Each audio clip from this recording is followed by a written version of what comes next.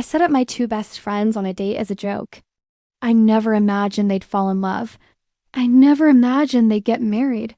And I definitely never imagined I wouldn't be invited to the wedding. Sometimes the experiments you create reveal way too much. Me, Sarah, and Alex. We were the three Musketeers since freshman year of college. We did absolutely everything together. Graduation, our first jobs, heartbreaks, victories. When Sarah and I both got dumped in the same month, we made a pact. No dating until we both healed. But then I had an idea. Alex was perpetually single, totally focused on his career. Sarah and I always joked about it, so I texted her, "What if we set Alex up with someone as a joke? Let's find him someone terrible, watch the disaster date unfold, and laugh about it forever." It was supposed to be a harmless prank among friends. Or so I thought. We created Chloe, a fake dating profile for Sarah, using different photos and a different bio. We matched her with Alex on a dating app. The plan was simple.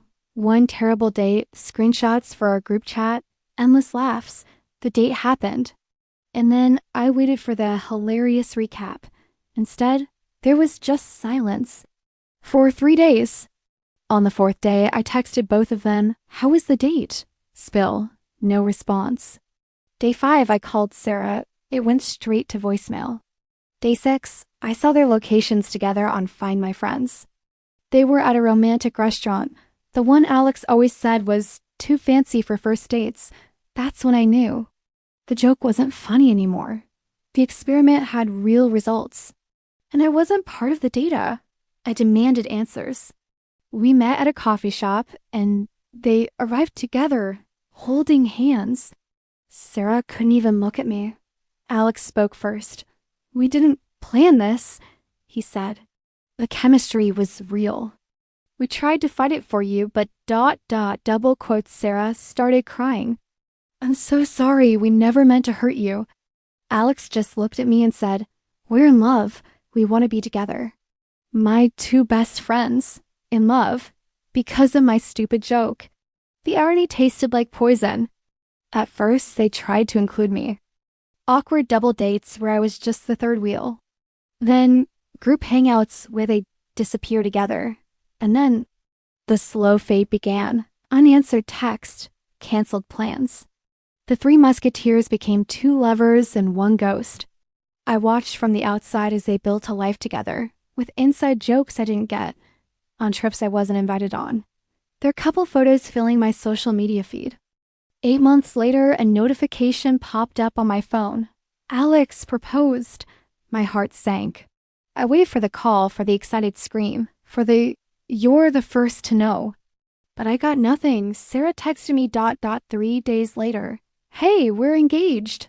So excited. The wedding invitation arrived a few weeks after that. It wasn't addressed to a maid of honor, or even to me by name. It just said guest. I was an afterthought in the story that I had accidentally written. The wedding day came. I watched in real time as our mutual friends posted stories from the event, the ceremony, the kiss, the toast where Alex said, "Sometimes the best things in life come from unexpected places." No mention of me. The matchmaker turned ghost.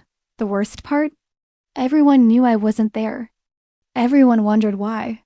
And I had to pretend I was sick or traveling. The truth was just too humiliating. It's been 2 years now. They're married. Happy from what I can see. I've made new friends. I've moved on. But here's what I learned. When you test friendships, you might discover they weren't as strong as you thought. When you play with people's hearts, even as a joke, real feelings can grow. And sometimes, you're not part of the happy ending you helped create. I realized I wasn't betrayed. I was replaced. And I was the one who handed them their replacement manual. So what's the lesson? First, never test what you're not prepared to lose. Second, real chemistry can't be faked or controlled. Third, when two people truly connect, everyone else can become background noise. And fourth, some jokes have lifelong consequences. Sometimes love costs friendships, and for them, that cost was worth it. But there was a silver lining. I learned who my real friends are. I learned to set better boundaries for myself. And I learned that sometimes life writes plot twists you never saw coming. Sometimes you read just the supporting character who has to exit stage left so the main love story can happen.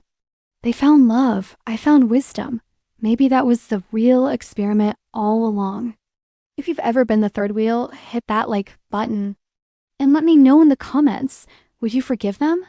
Subscribe for more stories you won't see coming.